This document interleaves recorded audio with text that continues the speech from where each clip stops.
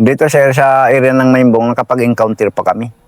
Bali, nagsalubong kami pati sa mga tropa. Ito yung 33rd. 33rd pa nun. Anong taon to? Kung first si Duterte nag-declare ng martial law, 29, 2010. Yan. Ay, hindi. hindi sir. Dito. Kung mga 2017, yan. Oo, yung pagputok ng Marawi. O kung first na nag-declare, yan. Tapos kapag kami nagsalubong kami sa mga naglalakad, Ganon. mga tropa. Malapit yan dito, malapit. Dito lang yan. Oo, malapit yan. Pero nandito kami sa Maimbong ngayon.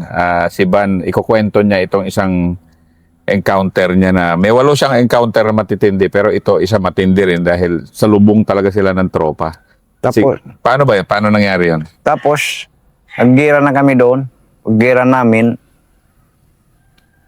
nagputokan na kami doon. Ang mga iba ng mga kasama namin, nakapunta na doon sa mga area ng Saying Susok, doon na sila nagpakatago. Ang bali, 2 ang nakatago. Nakatago? Oo, nakatago na sila doon. Wala na sila nakasama sa amin. Na ba sila? Nakahiwalay na sila sa amin. Dahil sa... Paggira to. Dahil mabigat. Hindi, sige nga, simulan muna natin. Oo. Saan yun? Ituro mo nga, saan malapit yun? Dito, sir. Malapit lang. Oo, malapit yan. Sige, anong terrain niya? Paano terrain? Bali, sir? Bali, wala na kami nakapagkuhan. Bali, nag-letter C na lang kami. Kami kinda idang susukan. Kami kinda anga adji. Kasi talagang kwan talaga. Oo. Nagmaneuver na kami. Pagpaputok ng mga tropa, nagmaneuver ng mga kasama namin. Ganon talaga kayo? Oo, Basta sir. pagputok, automatic letter C kayo. Oo, nagmaneuver ng mga kasama namin. Alam nila naman kung may gira na. Kahit hindi na magkuman. Ganon. Oo, sir. Alam nila na. Hindi, so pag ganon, normally di ba, may grupo kayo, may sub-leader, paano ba yung organisasyon nyo pag lumalakad kayo na maramihan na ganyan? Di ba, under kayo ng commander nyo? Oo, sir. So, under ng commander, may ano ba yan? May squad din kayo para sa army? Yan, oo. May Squad. Oo, sir. So, paglakad nyo pa lang, kung sino yung alam niya na sino ba yung pumapalo na mag-letter C, magpa-planking sa inyo? Nasa likod o nasa gitna o nasa harap? Di ba kung naglalakad kayong ganon, i-ano mo nga sa kamay mo? Bali sa sir. Bali sa likod, sir. So, sige, i-ano mo nga, Yan. mo ba? Yan. Bali, yan. Kunyari, naglalakad. Yan, 3. Pwede ito mag-planking. Yun nasa likod. Pwede sa unahan. Sa gitna, pwede steady. Basta yung nasa gitna, yun yung umi-steady. Yan, sir. Basta yung nasa likod, ang pa-planking. Sa likod sa unahan ng planking, sir. Yan. Steady sa gitna. So, nagkwento kahapon ni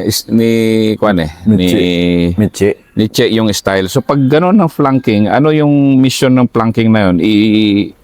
I-ano lang yung tropa? Ano doon sa gitna.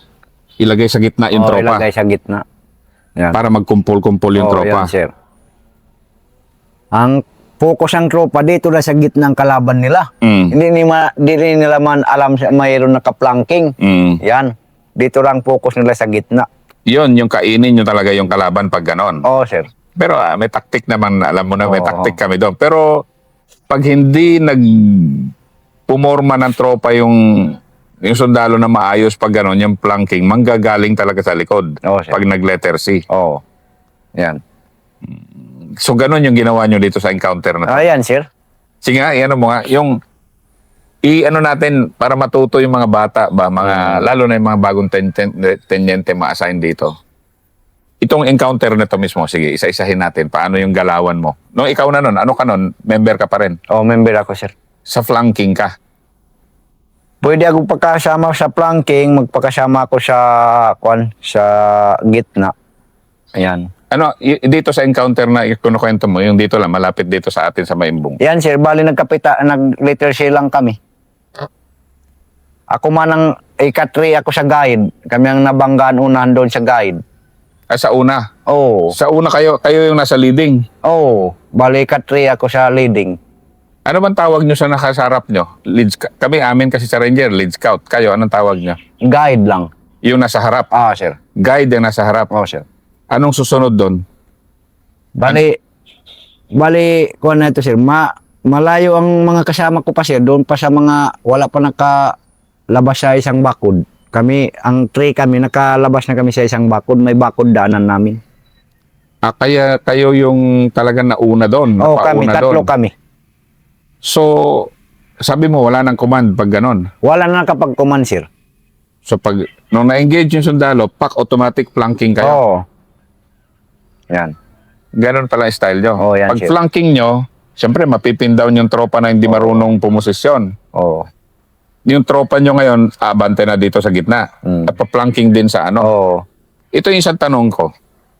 Hindi ba kayo nag-ano nun na, di ba, nag-letter C o letter C, di ba? Oo, sir. Hindi ba kayo nag-ano na mag-crossfire kayo? Kasi magkabila yung letter C eh.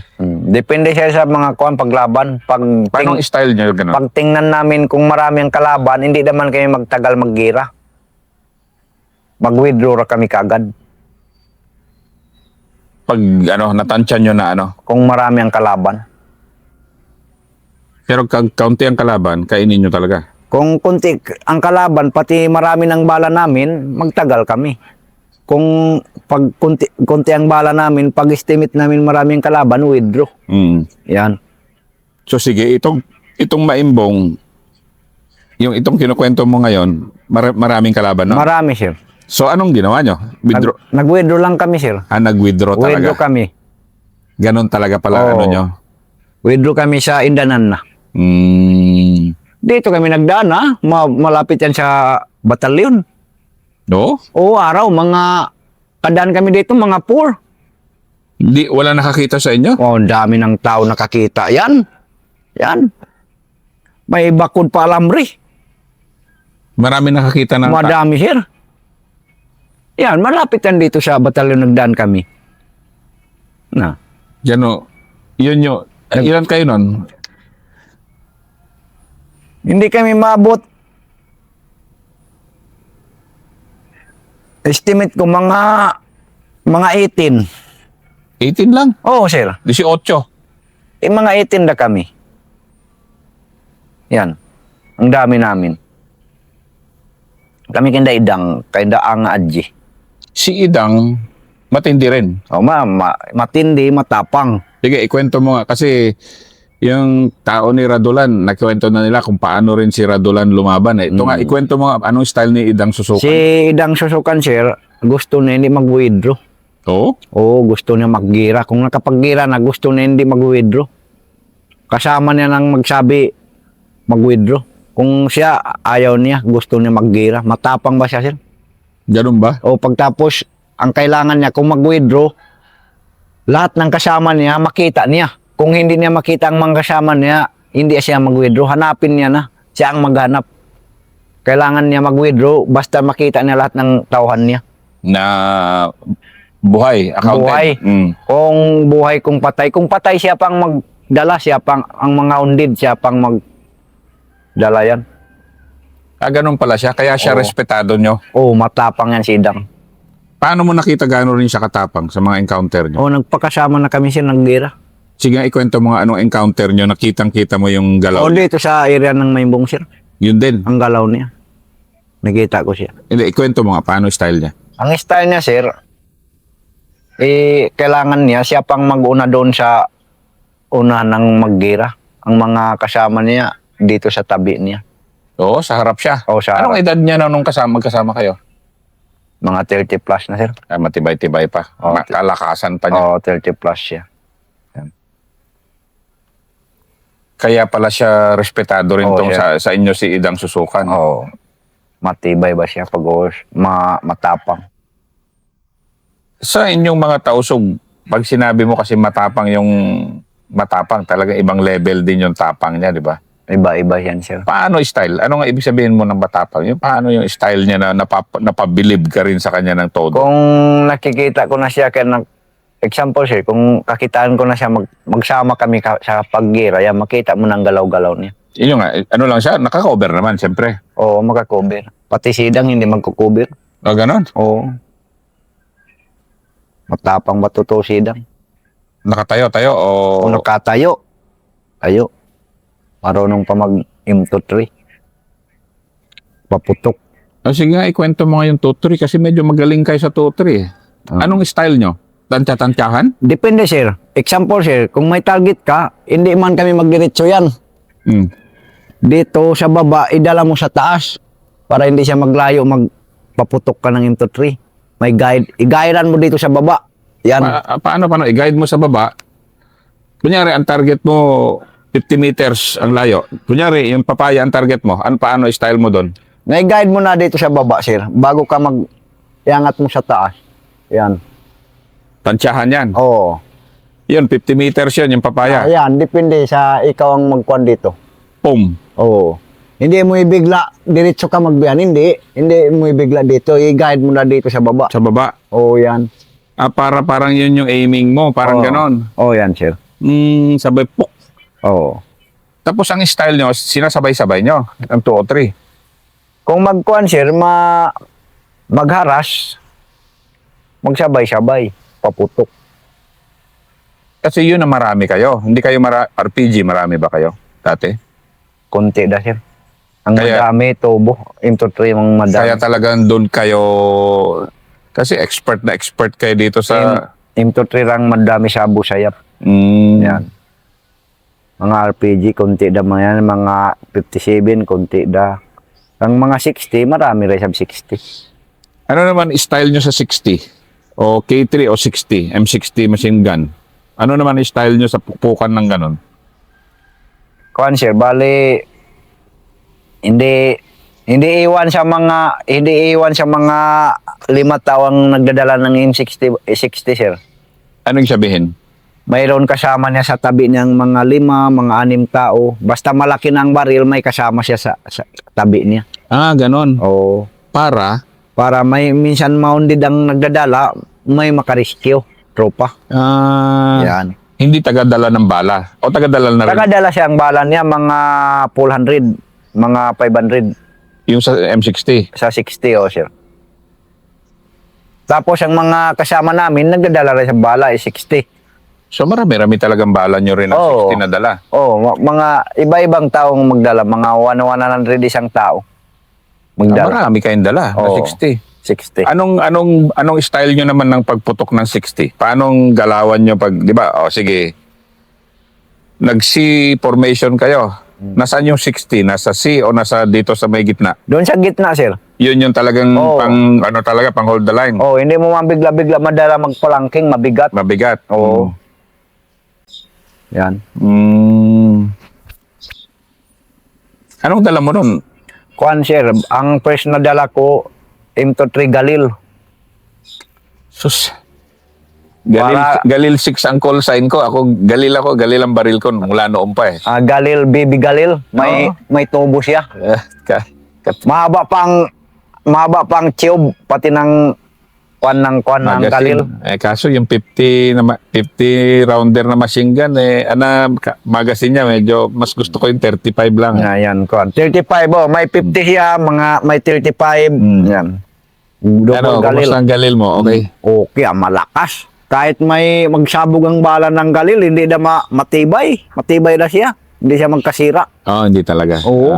Bakal man yun, sir. Talaga. Mabigat lang pero... Mabigat. Yan, M2-3.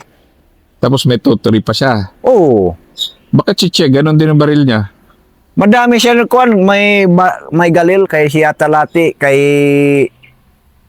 Albadil Parad, kay Ang Aji, may Galil sila. Ang nabili nila pa ng Sipadan. Ang pagkakuha ng ransom ng binili ng Galil. Yan, sir. Dahil paborito rin nila ang Galil. Yan, idol. Yan ang maganda baril, sir. Ang Galil talaga. Kung kaya ko magbili, mahal Mahal talaga. yan. Pero kasi yung Galil, Galil din ako eh. Hindi siya kasi, hindi nagja-jam yung Hindi. wala talaga. Idol niya pang mga green tea pang bala.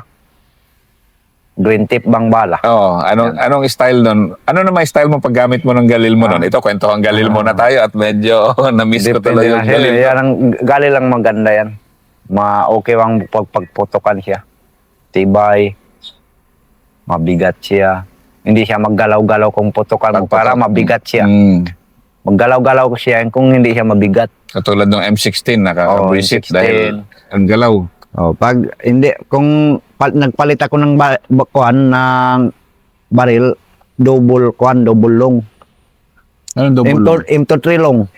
Ah, Kaya alam si Misaya. Pati kaya ang Adjira. hindi special ka na tao talaga doon, nakagalil ka eh. Galil, M23 long. Yan.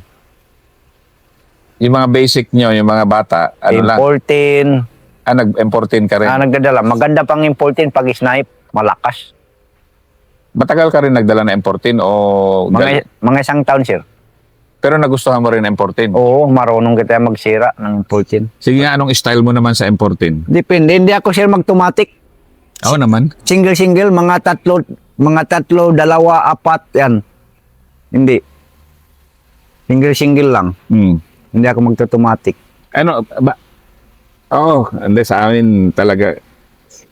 Alam mo, kasi alam nyo kung kalaban nyo, kung nag-automatic, alam nyo bagito yung mga kalaban nyo. No? Marinig man.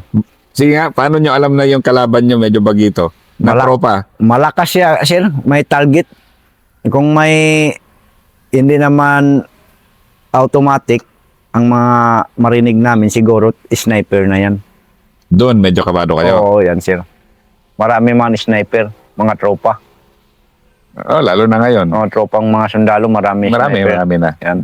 As in, si Albader Parad, sniper tumama doon. Oo. Doon sa Kalawan. Oo, kilala ko. Oo, yan. Pero yung sa inyo, yung M14 mo, ano style mo na bagbag? Double tap ka lang, ganun. Oo, sir. Yan.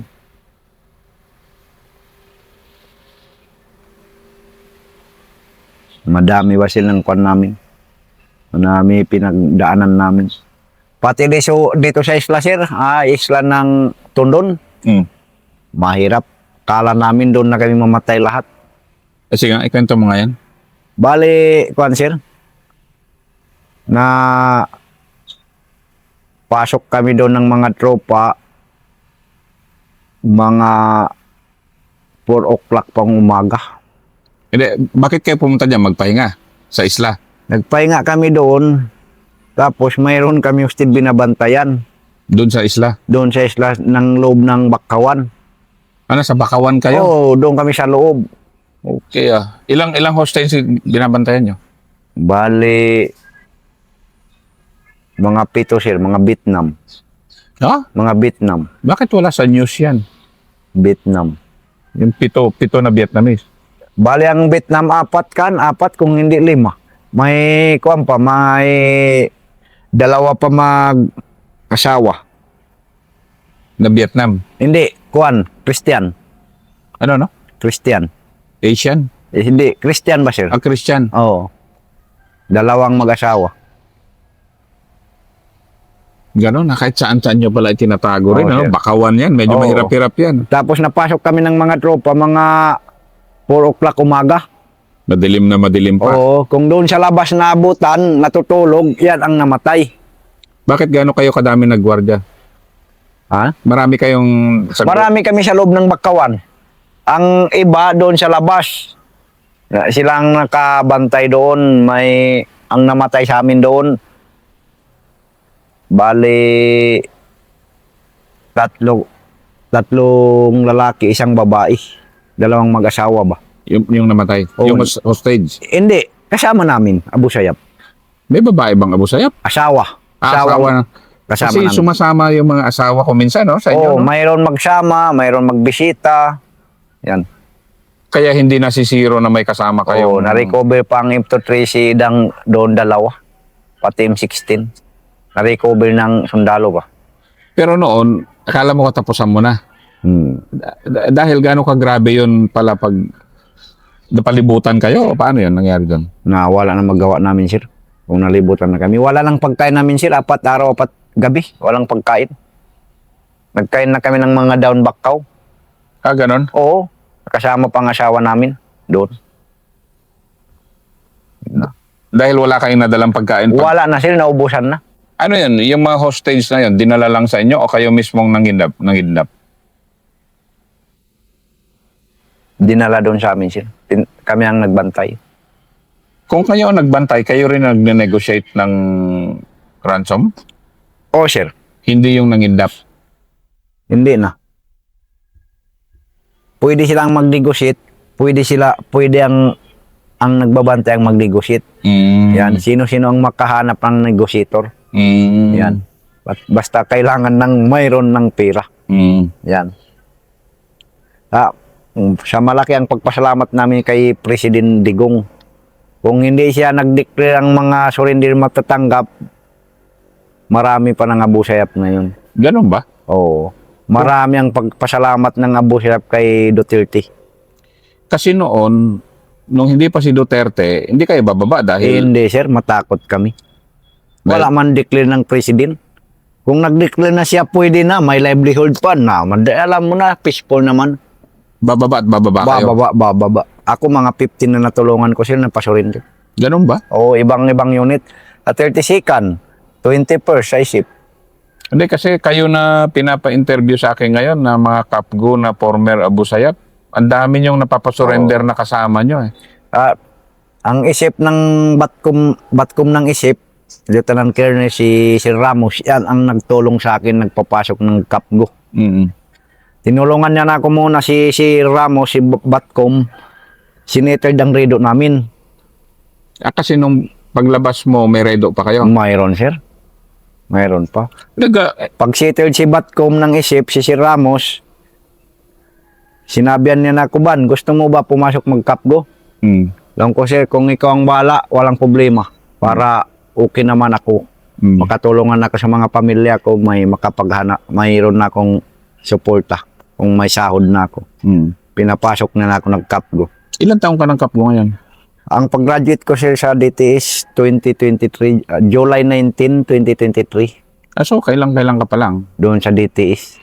Pero kahit papaano, kapgo ka na, may sahod ka ngayon. Meron ako. 50 kami nag-training doon. 2 Christian kasama namin. Ako pang presidente nila doon sa training. Ganon. 50 kami doon.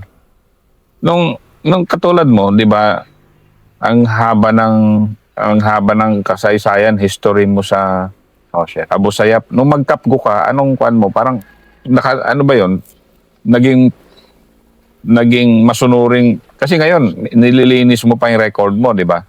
Sir. Kaya yung sinasabi mo sa akin kung paano kayo matulungan na malinis yung record nyo dahil nga may mga kaso na sinampa sa inyo. So, pero ikaw ngayon, katulad mo ngayon, yung puso mo, ano ba talaga na? Talagang kapgo na talaga? Kapgo na para wala na ba kuan ko sa loob ng puso ko. Kailangan ko magtulong sa tropa, magtulong sa pamilya, maghanap buhay. Yan. Kailangan ko. Kasi ilan anak mo na ngayon? Na madami, sir. Bali 6. 6 anak mo? O isang lalaki.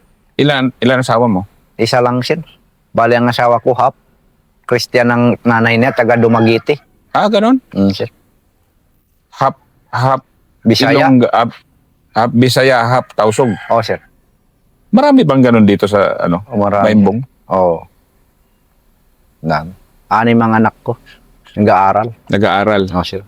So yung kapgo na sweldo mo ngayon, nakakatulong kaunti sa... Nakatulong na, sir. 3-5. Yan. Nung nagkapgo ka, yung mga dati mong kasama, kasi medyo high profile ka, mag-aama kayong Abu Sayyaf eh. Sir. Yung mga kasama mo, siyempre nakikita mo pa sila ngayon, o yung mga naglalaylo lang, alam nilang kapgo ka na. Anong kwan nila sa'yo ngayon? Wala, sir. Kaya ang mga iba, sir, kung kapgo na ako, marami na nagpatulong sa akin. Nagtiwala na sila sa akin. Oo. Basta yan ngayon lang na sila nakapasok ng mga tiwala na sila ng mga tropa. Nagpatulong na sila magbalik loob. Ganon. Oo. Kung hindi maabot ng pera nila, marami man Abu Sayyaf walang personal baril. Issue ng commander. Ganon, ganon. Oo, marami yan. Hindi yan totoo sa mga Abu Sayyaf. Issue yan sa commander. Na kung pag-alis nila sa commander, kuhain na ng baril nila. Pagtapos may pangalan na sila sa tropa. Mm. Yan ang problema, sir. Ano, kung pagbaba nila, Wala nang baril nila. Kuhain na ng commander. so wala na silang protection. Wala na. Pagtapos may pangalan na sila sa mga tropa. Bali, wanted na ba sila? Mm. Na yan ang problema. Pagtapos gusto nila na balik loob. Walang baril nila. Na pagtapos tulungan namin, Mm. hanapin namin ng paraan paano sila makapagbalik loob, makahanap ng baril. Hindi, bakit kailangan bang mailabas kayo na baril para magbalik loob Na hindi man pwede, sir. Magbalik loob kung walang baril. ngayon? Oo. Mm. Kahit mga garan. Mga ano lang. Oo. Ako, sir, hindi ako tanggapin kung garan ng baril ko. Wala rin naman maniwala na Oo, M16. Pero yung galil mo, iniwan mo. Hindi sa akin, sir, kay si Hatalati. So, iniwan mo, binalik mo. O, binalik ko, sir. Mm. Okay So, yan. Sa akin, M16, sa kapatid ko, garan. Sa tatay ko nag-surrender in 79. So, lahat kayo sabay-sabay lumabas din? Hindi, sir. Nauna kami sa kapatid ko. Naiwan pang tatay ko sa loob. Ganon. Mm. Mga ilang taon bago siya lumabas? Hindi, sir. Hindi naabot mga isang buwan, hindi naabot. Lumabas din? Mga 15 days na. Mm. Ako nang nag-negotiate. Mm. Sa 30 second. Mm. Si Sir Mateo Pangkwan, ang batcom doon ng 30 second. Mm. Ang father mo ngayon, buhay pa? Buhay, sir. Nagkukuhan ng baka. Nag-aalaga ng baka. Tatanim ng mga saging. Anong pangkabuhayan, katulad mo ngayon kung anong pangkabuhayan na normal? Kunyari, di ba, 21 days ka lang naman kapgo. Oh. Anong nag-sideline ka pa sa off-duty mo? Kuhanda, sir. Kupra. Nagkukopra ka. Oo, sir. Pero kunti naman. Hindi naman sarili sa amin. So, hindi rin ganun ka, yung kita mo doon. Mm. Yung father mo, tumatanda na, baka naman yung inalagaan. Baka, magkupra. Yan. Tatanim ng mga kamanting, gulay. Yan. Mm. Okay. So, yan ang second episode ni Ban.